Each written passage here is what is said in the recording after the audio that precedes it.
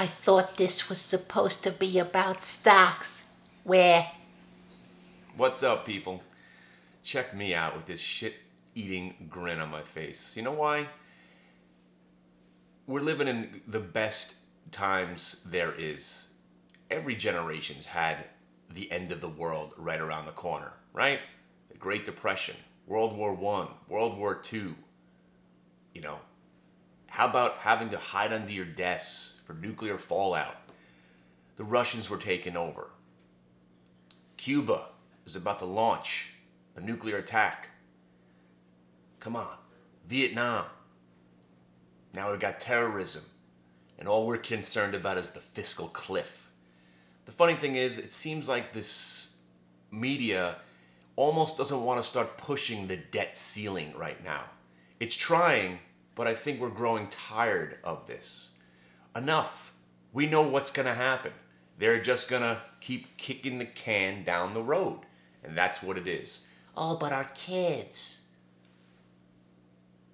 They'll just keep on kicking the can down the road. What about their kids? And their kids? I'm dead.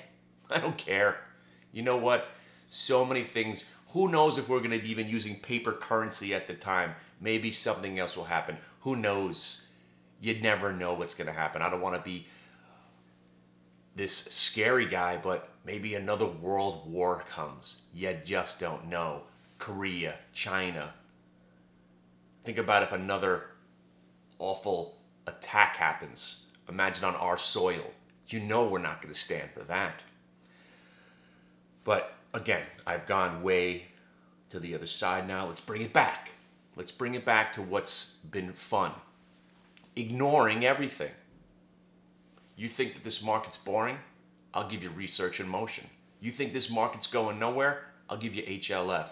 You think there's nothing happening in this market? I'll give you a CNA going up 15 points. Oh, you think we're boring? There's nothing happening during the day? How about SHLD ripping 6 points? There's always something happening, guys.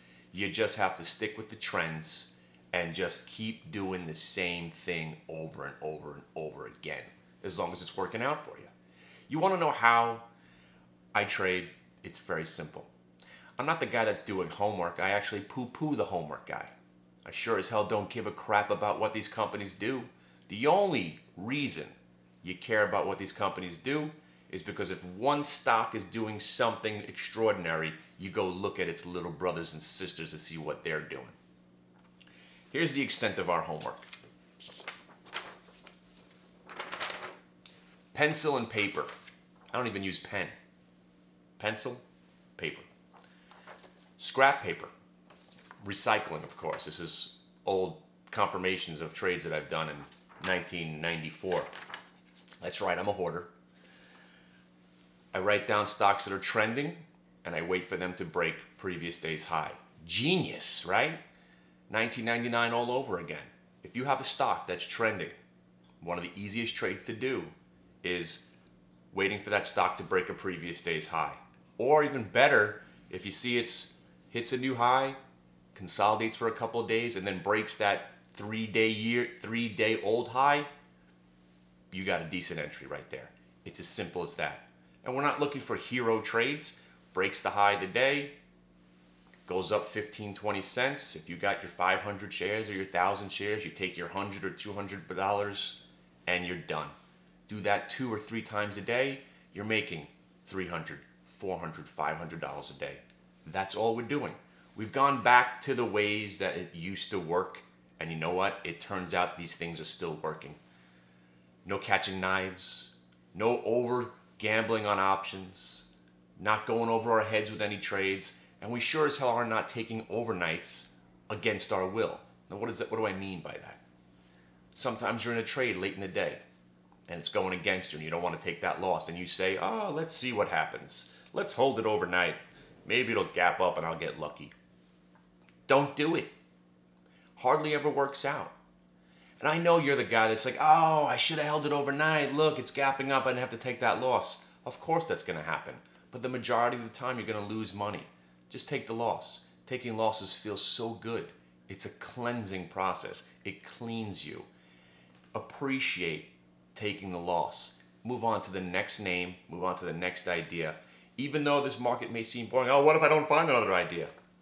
Oh man, trust me, there's gonna be another HLF right around the corner. Who would have thought Research in Motion, the innocent break of $11.87 would turn out to be this monster? Who would have thunk? Who would have thunk HLF when it broke 30 would run to almost $45?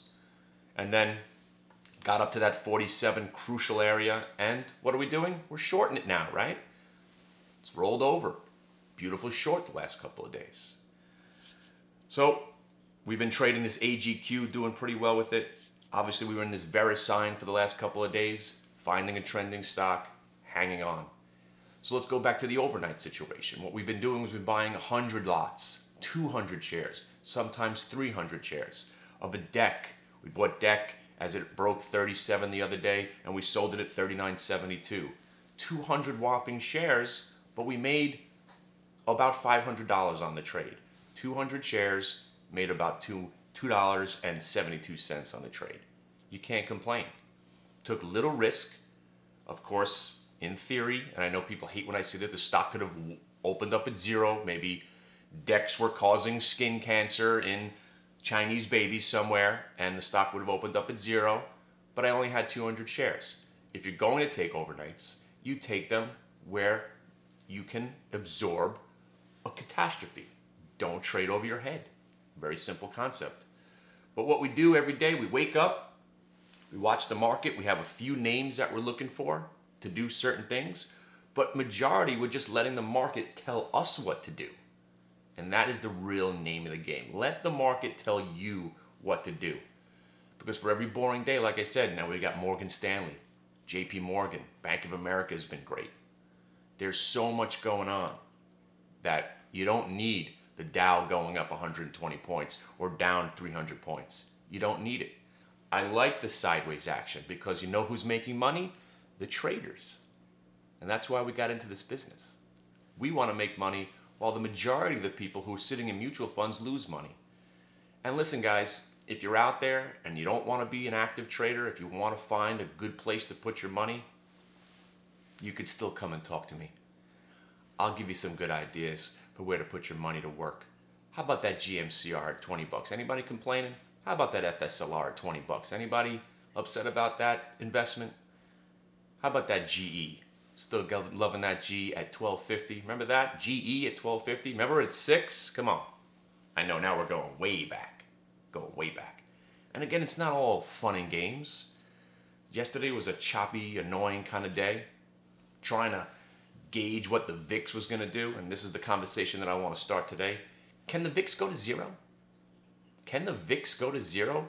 Are we this complacent? The fear index is just compressing to nothing? Can the VIX go to zero? Just nobody cares. The volatility has come so out of the market. Can the VIX go to zero? What is this VXX? I don't watch it. I just started watching it because of the fiscal cliff. It was going up and down 10 points. I was like, whoa, look at this thing. But then I just rolled over and died. Where's it going to go? The VXX. Is this another one of those stocks that's just going to go to zero, a broken product? I don't know. Again, I'm asking the question. I don't know about the XIV or the VXX or the VIX. I don't know. And I'm going to end this conversation by saying, I don't care. I don't care. I don't care. I'm just going to focus my attention on what the stocks that I've isolated in a trend are doing. And one of the best trades that we've done over the last 6 months is once you see a stock that has come out of a trend, more or less like a stock that, like an APKT, for an example, stock has gone from 15 to about 22, 23. You saw it rolling over there on my imaginary chart in the sky. As it rolls over, the next 3 days we were looking for shorting opportunities in that stock. Very simple. Nothing to it. Stock goes negative. A stock that has now confirmed a double top. You wait for that stock to roll over.